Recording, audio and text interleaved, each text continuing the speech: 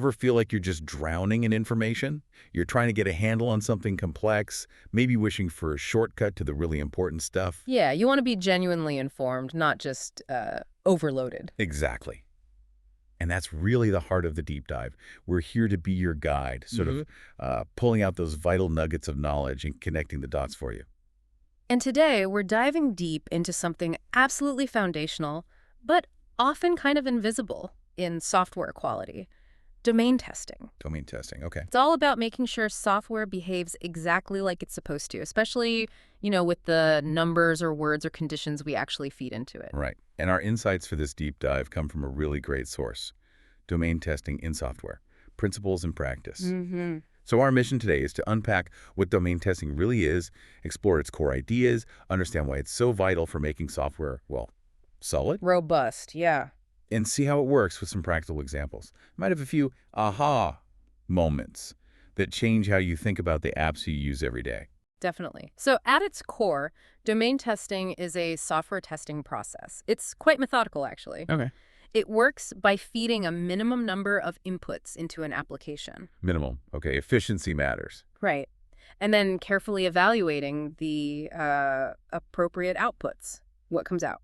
So the main goal here is kind of twofold, isn't it? Exactly. First, you need to confirm the software accepts inputs that are within the acceptable range, the valid stuff. And delivers the right output for those valid inputs. Correct.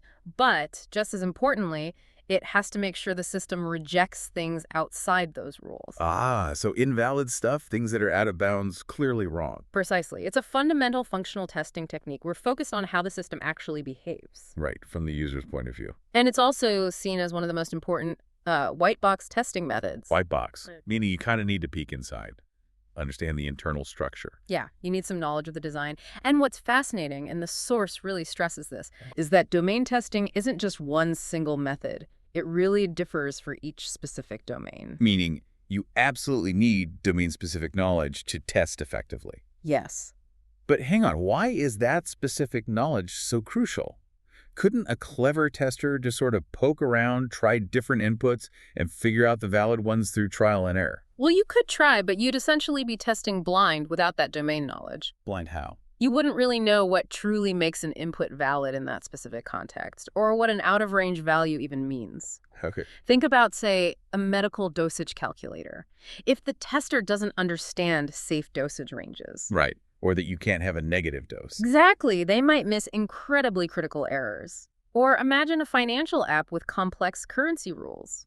Without knowing those rules, your tests are just guesses. That makes sense. It's not just about numbers. It's about the meaning of those numbers in that context. That invisible rigor can have huge consequences. Absolutely. Lives, money. It's serious stuff.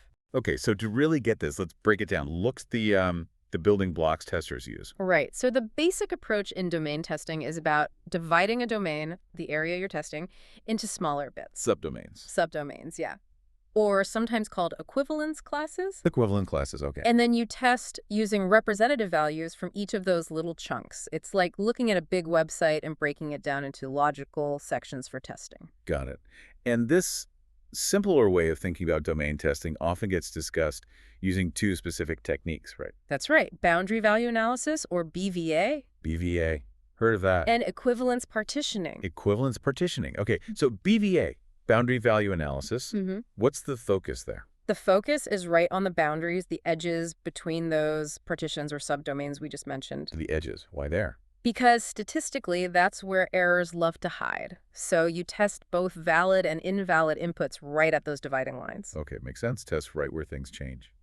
And equivalence partitioning. With equivalence partitioning, the idea is to group test conditions together.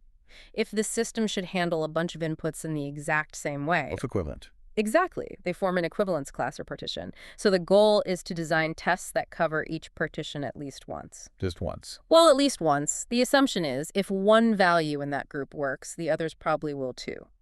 Or if one fails, the others might fail similarly. It's about efficiency. I see. So you test one representative from each bucket of similar inputs. Precisely. And this simplified approach usually applies when you're testing input variables, maybe one at a time at the system level, It's meticulous work, even then. Let's make it concrete. Yeah. You mentioned an example like a discount field on a website.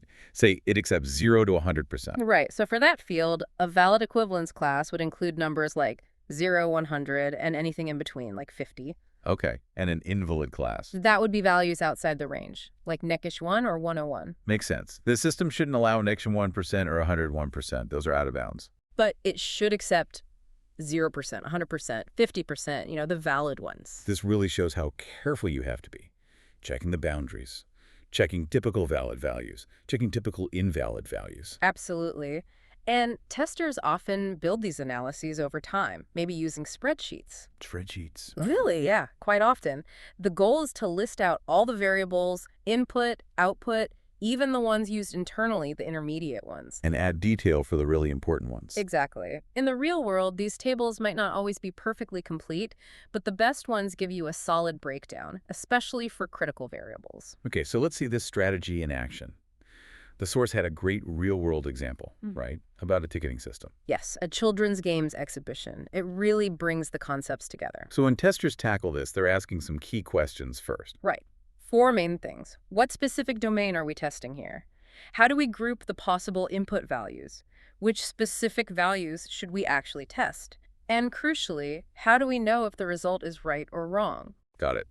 So in this example, the inputs were age and gender, correct? Yep, age and gender go in, Yeah. and the output is a ticket for a specific competition. And there were quite a few rules linking age and gender to the activity. 6 different scenarios based on age ranges and gender, like kids over 5, but 10 or under. Boys go to storytelling, girls go to drawing. Okay. Ages over 10 up to 15. Mm. Boys to a quiz, girls to essay writing. Under 5s, both do rhymes. Over 15s, both do poetry. Wow, okay. That's quite a bit for the software to handle correctly. Lots of potential pitfalls there. Definitely. So the first step is grouping those age values, partitioning them. Like breaking the age range into logical chunks. Exactly, non-overlapping funks. Yeah. So class 1 might be age greater than 5 and less than or equal to 10. Yeah, okay. Class 2, age less than or equal to 5. Class 3, age greater than 10, less than or equal to 15. And Class 4, age greater than 15. Got the classes. Now, which specific values do you pick for testing? You mentioned boundaries earlier. Yes, the source emphasizes testing boundary values first. Why first? Because, somewhat counterintuitively, they are often more likely to reveal an error than values comfortably inside the range. Interesting.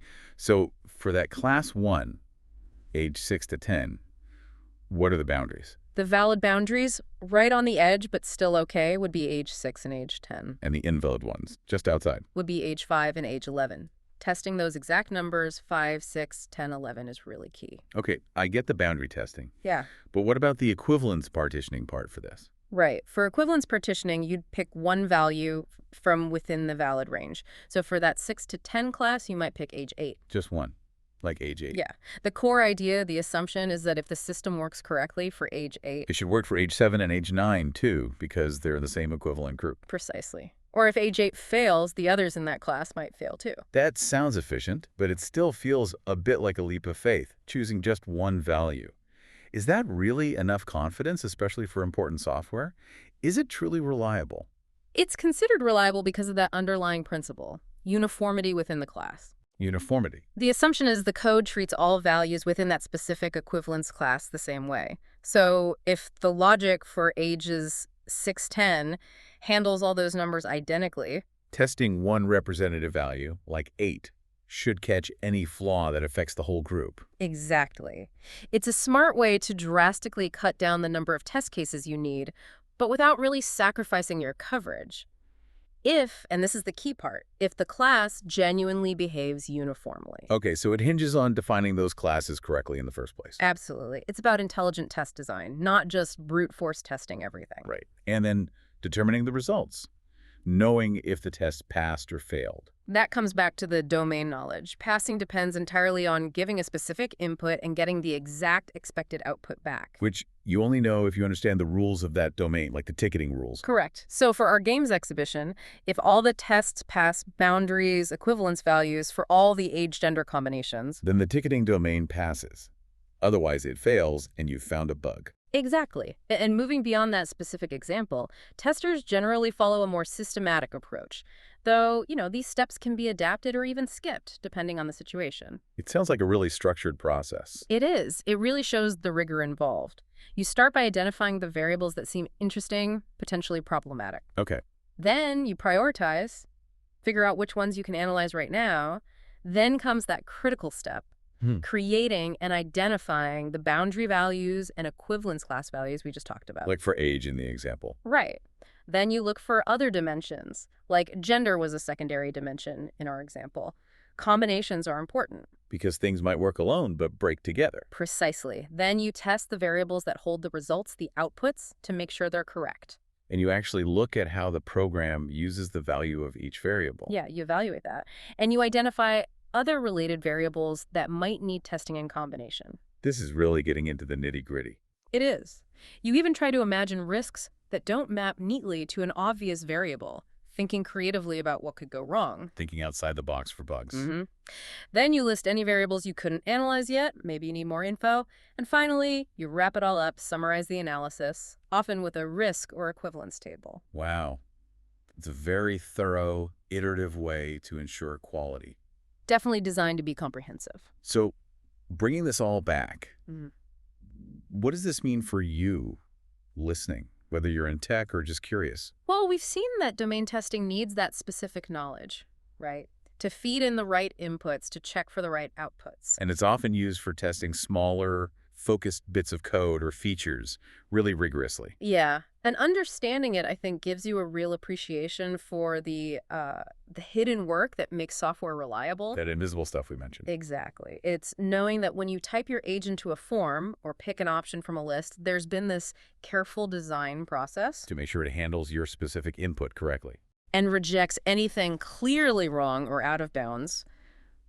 Gracefully, hopefully. It really underlines the precision needed for the smooth digital experiences we often take for granted. Absolutely. So maybe next time you're interacting with an app, entering your age, selecting dates for a flight, whatever it is, just take a moment.